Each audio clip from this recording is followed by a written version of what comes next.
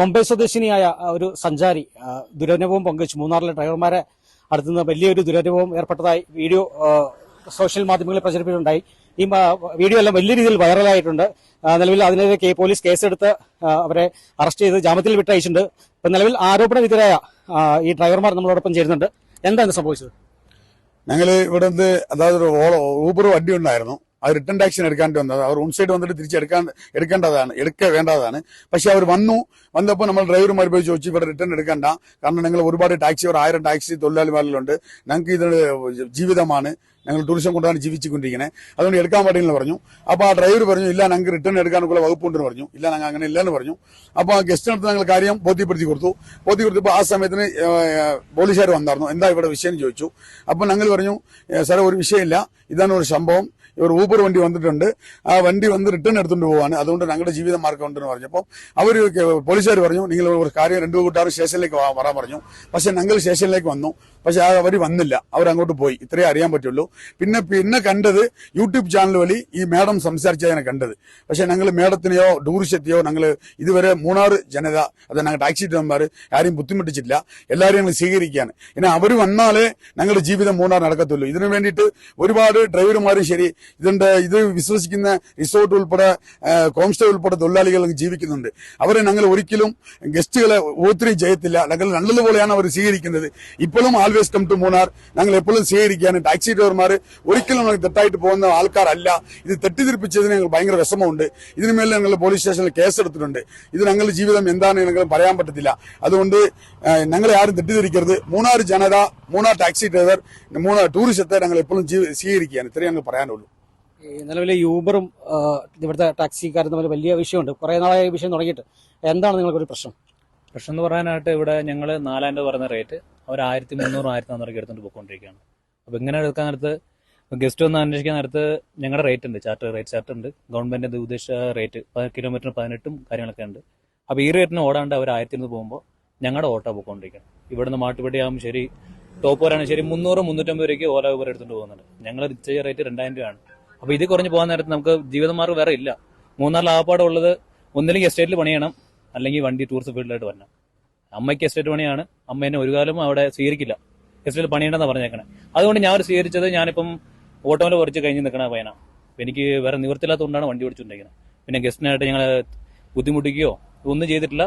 ഓലാവിന്റെ main പ്രശ്നം ഞങ്ങൾ പറഞ്ഞ റേറ്റിൽ നിന്ന് അവർ 800 500 പോയിക്കൊണ്ടിരിക്കുമ്പോൾ ഞങ്ങളുടെ ജീവിതമാറും മോശമാണ്, ഒന്നും ചെയ്യാൻ പറ്റില്ല. വേറെ ഒരു നിവൃത്തിയില്ലാത്തതുകൊണ്ടാണ് ഞങ്ങൾ ഈ പ്രശ്നം ഉണ്ടായപ്പോൾ ഒന്ന് പോലീസുകാരെ ഒന്ന് ചോദിക്കുമ്പോൾ ഞാൻ കാര്യം പറഞ്ഞായിരുന്നു. അവർ ഓപ്പണാണ് കാര്യം പറഞ്ഞ് പൊക്കണനാ പറഞ്ഞു.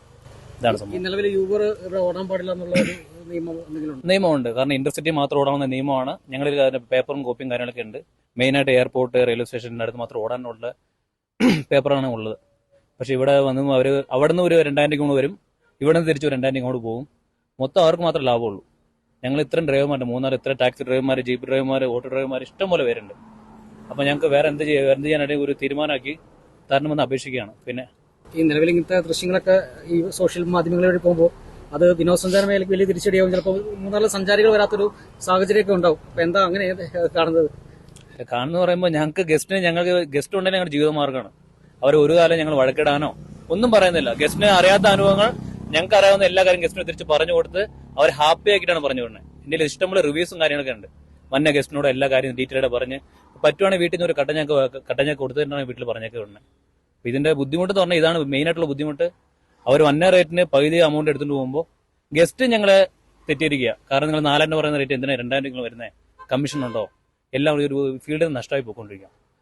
നിലവിൽ വിനോദസഞ്ചാരി പകർത്തിയ സോഷ്യൽ മാധ്യമങ്ങളിൽ പകർത്തിയ ആ ദൃശ്യങ്ങളുടെ അടിസ്ഥാനത്തിൽ പോലീസ് സ്വമേധയാ കേസെടുത്തു. ഉടനെ തന്നെ ഡ്രൈവർമാർക്കെതിരെ നടപടിയും എടുത്തു. ഏതായാലും DSP ആണ് നമ്മളോടൊപ്പം ചേരുന്നുണ്ട്. ഈ മൂന്നാർ മേഖലയെ സംബന്ധിച്ച് ഇപ്പോൾ ഒരു 3 ഇൻസിഡന്റ് എന്നെ ശ്രദ്ധയിൽപ്പെട്ടിട്ടുണ്ട്. ഈ 3 ഇൻസിഡന്റിനും ശക്തമായ നടപടി പോലീസ് എടുത്തിട്ടുണ്ട്. അതിന്റെ ഗ്രാവിറ്റി അനുസരിച്ച് ഇതൊരു സോഷ്യൽ മീഡിയയിലെല്ലാം ഒരു വീഡിയോ കണ്ടിട്ടാണ് ഞങ്ങളതിൽ സോമോട്ട പരാതിക്കാരിലായിരുന്നിട്ടും പോലീസ് സോമോട്ട കേസ് രജിസ്റ്റർ ചെയ്തു. അതിന്റെ അടിസ്ഥാനത്തിൽ പോലീസിന്റെ ഡ്യൂട്ടിക്ക് പോയ പോലീസ് ഉദ്യോഗസ്ഥരുടെ വീഴ്ച ഉണ്ടോ എന്ന് പ്രാഥമിക അന്വേഷണം നടത്തിയിട്ട് അവർക്കെതിരെ നടപടിക്ക് ശുപാർശ ചെയ്തു. അങ്ങനെ ജില്ലാ പോലീസ് മേധാവി 2 പേരെ സസ്പെൻഡ് ചെയ്തു. അത് കഴിഞ്ഞിട്ട് സ്ട്രിക്റ്റ് ആയിട്ടുള്ള ആക്ഷൻ എടുക്കണമെന്നുള്ള നിർദ്ദേശത്തിന്റെ അടിസ്ഥാനത്തിൽ തന്നെ ഇപ്പോൾ 2 പേരെ ഈ കേസിൽ അറസ്റ്റ് ചെയ്തു. ആ വീഡിയോ ദൃശ്യം വച്ചിട്ട് ഒരാളെ കൂടി ഇപ്പോൾ ലൊക്കേറ്റ് ചെയ്തിട്ടുണ്ട്. അയാളെയും ഉടനെ തന്നെ അറസ്റ്റ് ചെയ്യും. മറ്റ് മുമ്പുണ്ടായ സംഭവത്തിൽ ഇപ്പോഴും ജാമ്യം കിട്ടാതെ 15ഓളം പേര് ജയിലിൽ കഴിയുകയാണ്. നേരത്തെ ഉണ്ടായ 2 സംഭവങ്ങളിൽ ഇവിടെ മൂന്നാറുണ്ടായ ഒരു സംഭവം, മറയൂരുണ്ടായ സംഭവം. പോലീസിന്റെ ഭാഗത്ത് നിന്ന് യാതൊരു വിട്ടുവീഴ്ചയും ഉണ്ടാവില്ല. സ്ട്രിക്റ്റ് ആക്ഷൻ തന്നെ ഉണ്ടാവും. നിയമപരമായ എല്ലാ ആക്ഷൻ ഉണ്ടാവും. സഞ്ചാരികൾക്ക് എല്ലാ രീതിയിലുള്ള പരിരക്ഷയും സുരക്ഷിതത്വവും പോലീസ് ഉറപ്പാക്കും. അതിന് പോലീസ് പ്രതിജ്ഞാബദ്ധമാണ്. നിലവിൽ ഈ ഊബർ ടാക്സിയും അതോടൊപ്പം തന്നെ ഈ മൂന്നാറിലെ ടാക്സി അസോസിയേഷൻ തമ്മിൽ, ടാക്സി ഡ്രൈവർമാർ തമ്മിൽ നിലവിൽ കുറെ പ്രശ്നങ്ങളുണ്ടായി ഇതിനു മുമ്പ്. അപ്പോൾ ഇനി അങ്ങനെ ഒരു പ്രശ്നം ഉണ്ടാവുകയാണെങ്കിൽ അത് എന്തായിരിക്കും പോലീസിന്റെ ഭാഗത്തുനിന്ന്? നാളെ തന്നെ ഇവരെ വിളിച്ചിട്ട് ഒരു മീറ്റിംഗ് കൂടി സംസാരിക്കുന്നുണ്ട്. ഇവരുടെ ഈ 2 ടാക്സി വിഭാഗത്തിനെ കുറിച്ച് അവർ തന്നെ കംപ്ലൈന്റ് കൊടുത്ത ഒരു ഹൈക്കോടതിയുടെ ഒരു പരിഗണനയിൽ ഒരു കേസ് റിട്ട് പെറ്റീഷൻ നിൽക്കുകയാണ്.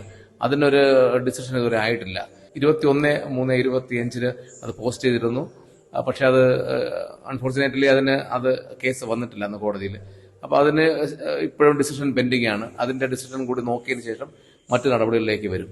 ഇപ്പൊ തന്നെ മറ്റ് പ്രശ്നങ്ങൾ ഉണ്ടാകാതിരിക്കാൻ വേണ്ടി പോലീസ് കുറച്ചുകൂടി പോലീസിന്റെ ഡിപ്ലോയ്മെന്റ് ചെയ്ത് കുറച്ചുകൂടി അത് കാര്യക്ഷമമാക്കാൻ വേണ്ടി ശ്രമിക്കുകയാണ്. എന്നാലും മൂന്നാറിലെത്തുന്ന സഞ്ചാരികൾക്ക് നേരെ ഈ ആക്രമണമോ അല്ലെങ്കിൽ അവരെ വേദനിപ്പിക്കുന്ന എന്തെങ്കിലും ഒരു കാര്യമുണ്ടായാൽ ശക്തമായ നിയമ നടപടി കൈക്കൊള്ളുമെന്നാണ് ഇപ്പോൾ ഡിവൈഎസ്പി വ്യക്തമാക്കിയിരിക്കുന്നത്. ക്യാമറമാൻ AP രാജയ്ക്കൊപ്പം ബിനീഷ് ആന്റണി, കേരള വിഷൻ ന്യൂസ്, ഇടുക്കി.